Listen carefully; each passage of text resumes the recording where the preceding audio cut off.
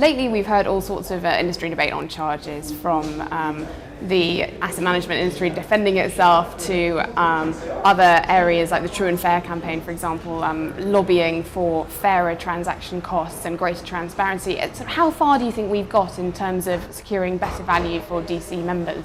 It's a really good question, Louise. I think the charges debate at the moment is a big debate in pensions. There's lots of talk about it on the political side. Lots of good work has been done by the industry to try and improve transparency in charges. But the whole charges debate is almost putting a cloud over the industry at the moment, and we need to have a quick resolution to it to revive trust and confidence. Now, charges are probably not the most important thing when it comes to saving into a pension. Contributions are. We need to get more people saving more, but until we get people to actually trust their pensions, to actually trust their pension provider, to have confidence in saving for the future, then we're always going to have an uphill struggle. I think we need a revolution in pensions charges. We need full transparency, and when we say full transparency, we have to mean full transparency, and I would like to see the government go further and introduce a standard charging structure. So basically, providers are competing on the basis of the service they offer, not on the innovative ways of charging for pensions. Yeah, that makes sense. I mean, we talk about costs and charges, and there are so many different charges which are posited as problematic throughout the industry. What charges do you think are the main issue here, and how much do you think the real cost on savers is of all these different charges? Yeah, I think the headline figures are around the sort of annual management charges and contribution charges that you get for the scheme. And I think you need comparability across the piece on that. One provider's AMC is not necessarily the same as another provider's AMC. So we need consistency. That's absolutely crucial. But I think it's very easy to write a story about hidden costs, transaction costs, bid offer spreads, all the technical stuff that the asset managers love.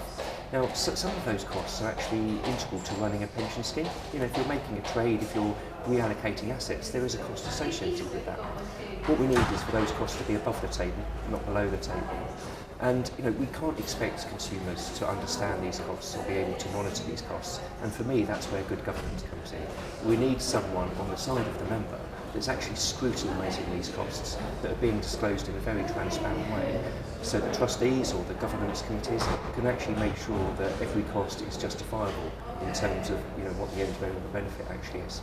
One thing I've always wondered about is, in the past, obviously trustees have had that very same commitment to ensuring transparency in charges, and yet, I mean, obviously it hasn't always worked in the past. What do you think we need to do to make sure that the situation improves under these new governance models that we're seeing, such as master trusts? Yeah, I think it's another good question in terms of the role of trustees, and I think DC trusteeship is very different from DB trusteeship, and I think that's a crucial difference here.